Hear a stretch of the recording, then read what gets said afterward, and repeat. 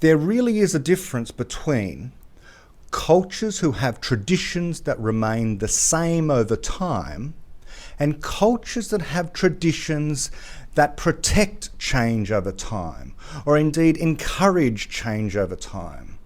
This is one of the great dichotomies that David Deutsch has explained in The Beginning of Infinity. There are societies, the overwhelming majority of which have existed throughout history, that we might call static societies. Societies that resist change, or that change so little that during any one person's lifetime, very little difference can be told from one day to the next, or 1 year to the next.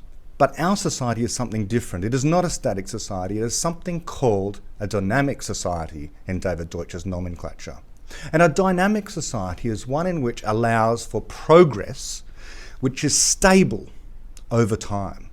That great changes can occur and yet the society remains stable. What's the difference? One of the differences is that traditionally, if you like, tradition is about maintaining the status quo.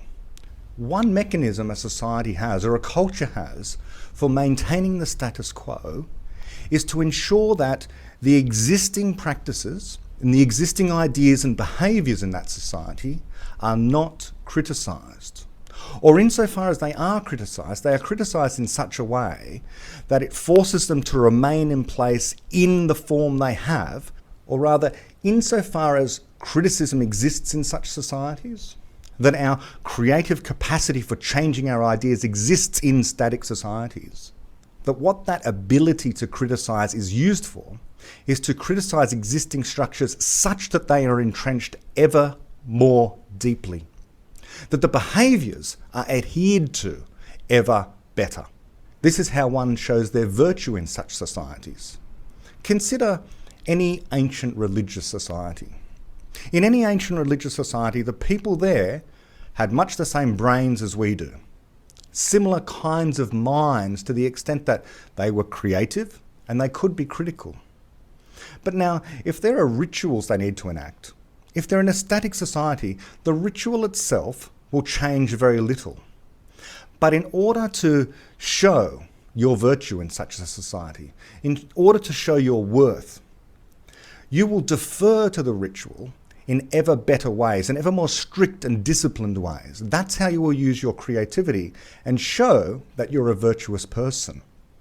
This is the hallmark of many static societies, that the creative ability of our minds is not used to create something new, but to keep in place the existing practices.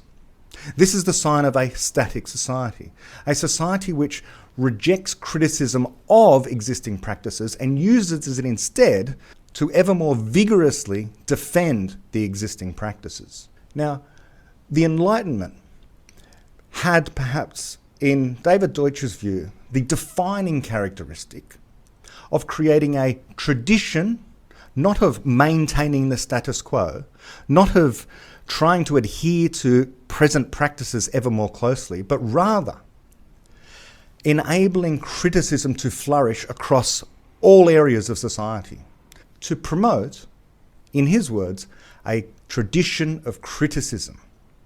And traditions of criticism mean that it becomes safe to criticise any idea, behaviour or practice within that society. And so now we come to present day. And when we are concerned about people crossing borders, the target of our concerns is misdirected. What we're actually concerned about is the ideas that cross borders. And one kind of idea in particular, the idea that says you should not criticise this idea, this practice, that practice. Because when that kind of idea starts to gain a foothold in a society, then it spreads across the entire society through all ideas. It becomes what's called an antirational meme. An antirational meme is an idea, essentially, that holds itself immune from criticism. We want to be able to improve all ideas. We want to improve all of our behaviours, the practices, the cultural practices we have in our society. But that becomes increasingly difficult to do the more that people think they're not permitted to criticise certain ideas.